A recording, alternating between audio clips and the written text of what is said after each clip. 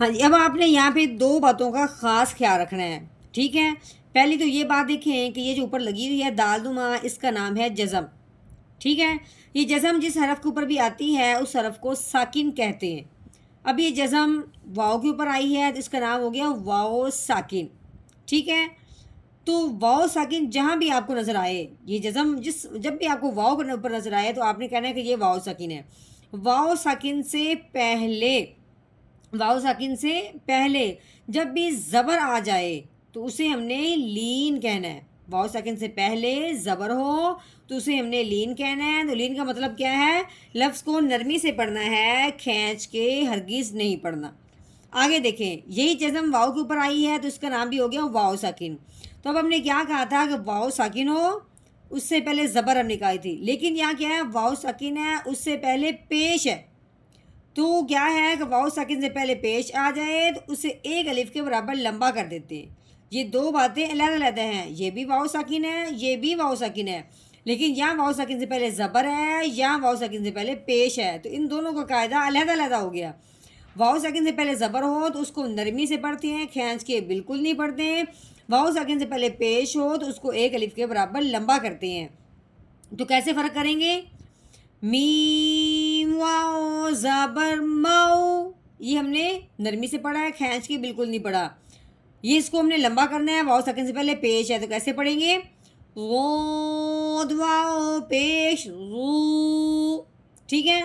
مو، فرق واضح کا سمجھ میں آ رہی ہے کہ واؤ ساکن سے پہلے زبر ہے تو اس کو لین نرمی سے پڑھنا ہے، یہ واؤ ساکن سے پہلے پیش ہے تو اس کو ایک الف کے برابر لمبا کرنا ہے، ٹھیک ہے؟ نحمده ونصلي على رسوله الكريم اما بعد فاعوذ بالله من الشیطان الرجیم بسم اللہ الرحمن الرحیم۔ السلام علیکم ورحمۃ اللہ وبرکاتہ۔ امید ہے آپ سب خیریت سے ہوں گے، انشاءاللہ جہاں ہوں گے ایمان اور صحت کی نعمت سے مالا مال ہوں گے۔ ہاں جی، تو آغاز کرتے ہیں ہم اپنے آج کے سبق کا دعاؤں کے ساتھ، تو چلیے شروع کرتے ہیں۔ اللهم صل على سيدنا ومولانا محمد وعلى آل سيدنا ومولانا محمد وبارك وسلم۔ رب اشرح لي صدري ويسر لي أمري واحلل عقدة من لساني يفقهوا قولي۔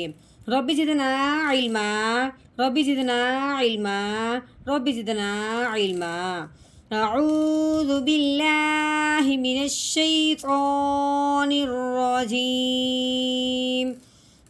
بسم اللہ الرحمن الرحیم۔ ہاں جی، یہ واؤ ہے، واؤ کے اوپر لگی ہوئی ہے تین دندوں والی، اس کو کہتے ہیں شاد، ٹھیک ہے؟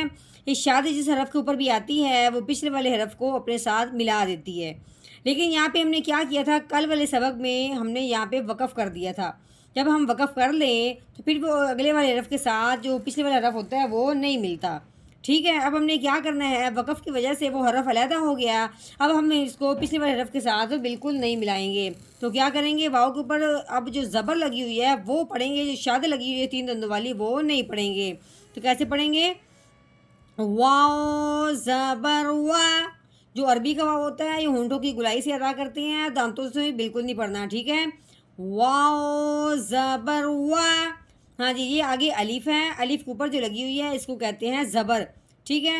الف کے اوپر زبر زیر پیش آ جائے تو اس الف کو حمزہ کہتے ہیں، ٹھیک ہے؟ اب ہم نے کیا کرنا ہے؟ آگے دیکھنا ہے۔ آگے یہ ہے کاف، یہ جو اس کا یہ سرا تھوڑا ٹیڑھا ہے اس کو کاف کہتے ہیں، کیونکہ کاف کا سرا ٹیڑھا ہوتا ہے، ٹھیک ہے؟ کاف کے اوپر جو لگی ہوئی ہے یہ جو چھوٹی سی دال نما بنی ہوئی ہے اس کا نام ہے جزم۔ یہ جزم جس حرف کے اوپر بھی آتی ہے اس حرف کو ساکن کہتے ہیں۔ اب یہ جزم کاف کے اوپر آئی ہے جس کا نام ہو گیا کاف ساکن، کیا ہو گیا؟ کاف ساکن۔ اب ہم نے کیا کرنا ہے؟ جو ساکن والا حرف ہوتا ہے وہ بھی پچھلے والے کو اپنے ساتھ ملاتا ہے، تو کیسے پڑھیں گے؟ حمزہ کاف زبر اک، ٹھیک ہے؟ ہلانا بالکل بھی نہیں ہے، سکون کے ساتھ ادا کرنا ہے، وا اک۔ آگے یہ واؤ ہے، واؤ کے اوپر کیا آ گئی ہے؟ زبر، واؤ کے اوپر زبر ہے، آگے کیا دیکھا ہے؟ آگے ہے الف، تو الف سے پہلے جب بھی زبر آ جائے، الف سے پہلے جب بھی زبر آ جائے تو ہم نے اس حرف کو ایک الف کے برابر لمبا کرنا ہے جس کے اوپر زبر لگی ہوئی ہوگی۔ اب یہ زبر واؤ کے اوپر لگی ہوئی ہے تو اب اپنے واؤ کو لمبا کیوں کرنا ہے؟ الف سے پہلے زبر آنے کی وجہ سے۔ تو کیسے پڑھیں گے؟ واؤ الف زبر وا، وا اک وا، یہ با ہے، با کے اوپر لگی ہوئی ہے دو پیش، دو زبر دو زیر یا دو پیش، اس کا نام ہے تنوین، اس کا نام کیا ہے؟ تنوین۔ اب ہم نے کیا دیکھا ہے آگے؟ یہ میم ہے، میم کو یہ تین دندوں والی جو لگی ہوئی ہے یہ شد ہے، شد والا جو حرف ہوتا ہے وہ پچھلے والے کو اپنے ساتھ ملاتا ہے۔ اب اس شد کی وجہ سے اب ہم نے با کو میم کے ساتھ ملانا ہے جس کے اوپر شد لگی ہوئی ہے۔ دوسری بات، یہ شد جب میم اور نون پہ آئے، جیسے کہ اب یہ شد میم کے اوپر آئی ہے، اسی طرح جب یہ شد میم پہ آئے یا نون پہ آئے تو اس پہ ہمیشہ غنہ کرتے ہیں۔ اب ہم نے پہلے تو با کو میم کے ساتھ ملانا ہے کیونکہ شد آ گئی ہے، دوسری یہ شد میم کے اوپر آئی ہے تو اس پہ ہم نے ہمیشہ غنہ کرنا ہے۔ کیسے پڑھیں گے؟ با میم دو پیش بوم، ٹھیک ہے، وا اک وا بوم۔ ہاں جی آگے دیکھیں، یہ میم کے اوپر لگی ہوئی ہے زبر، تو آگے کیا ہے؟ واؤ، واؤ کے اوپر لگی ہوئی ہے جزم، ٹھیک ہے، اب یہ جزم واؤ کے اوپر آئی ہے اور اس کا نام ہو گیا واؤ ساکن۔ جب بھی آپ کو واؤ ساکن نظر آئے تو وہاں آپ نے خاصیت یہ ذہن میں رکھنی ہے کہ واؤ ساکن ہو اور اس سے پہلے زبر ہو، واؤ ساکن اس سے پہلے زبر ہو، اسے کیا کہتے ہیں؟ لین کہتے ہیں۔ لین کا مطلب ہے لفظ کو نرمی سے پڑھنا، کھینچ کے ہرگز نہیں پڑھنا۔ اب ہم کس طرح پڑھیں گے؟ میم واؤ زبر ماؤ، ٹھیک ہے، کھینچنا بالکل بھی نہیں ہے، جھٹکا بالکل نہیں لگانا۔ ماؤ، یہ ہے غود، غود کے اوپر کیا لگی ہوئی ہے؟ پیش۔ آگے یہ واؤ ہے، واؤ کے اوپر کیا لگی ہوئی ہے؟ جزم، اس کا نام کیا ہے؟ جزم۔ یہ جزم جس حرف کے اوپر بھی آتی ہے اس حرف کو ساکن کہتے ہیں۔ اب یہ جزم واؤ کے اوپر آئی ہے جس کا نام ہو گیا واؤ ساکن۔ ہاں جی پیچھے ہم نے کہا تھا کہ واؤ ساکن سے پہلے زبر ہو، یہاں ہے بات واؤ ساکن سے پہلے پیش کی۔ واؤ ساکن ہو اس سے پہلے پیش ہو تو اسے ایک الف کے برابر لمبا کرتے ہیں۔ کیسے؟ غود واؤ پیش غو، ٹھیک ہے، اس کو لمبا نہیں کرنا تھا، نرمی سے ادا کرنا تھا، جھٹکا بھی نہیں لگانا تھا، اس کو ہم نے ایک الف کے برابر لمبا کرنا ہے۔ تو کیسے پڑھیں گے؟ موضوع، کیسے؟ موضوع، یہ غود بھی نرمی والا حرف ہے، اس کو سختی سے ادا بالکل نہیں کرنا۔ آگے یہ ہے عین، عین کے اوپر کیا لگی ہوئی ہے؟ زبر، عین زبر ع، موضوع۔ ہاں جی یہ ہے تا، تا کے اوپر کیا لگی ہوئی ہے؟ دو پیش، ٹھیک ہے، تا کے اوپر لگی ہوئی ہے دو پیش۔ اب یہ اس کو کہتے ہیں تنوین۔ آگے یہاں تو آگے ہے وقف، اس میں دو چوائس ہیں، چاہے تو آپ یہاں پہ وقف کر لو، چاہے جو واؤ کے اوپر شد لگی ہوئی ہے تا کو اس کے ساتھ ملاؤ۔ پھر اس میں اس بات کا دھیان کرنا ہے کہ اب ہم نے یہاں پہ سانس نہیں اپنا توڑنا، یا تو ایک سانس میں مکمل اس کے ساتھ ملاتے ہوئے اگلی آیت کو مکمل کریں یا پھر یہاں پہ وقف کر لیں۔ اب ہم نے یہاں پہ وقف کرنا ہے تو کیسے پڑھیں گے؟ تا دو پیش تو موضوعات، ٹھیک ہے۔ اب ہم نے کیا کرنا ہے؟ اب ہم نے کرنا ہے وقف۔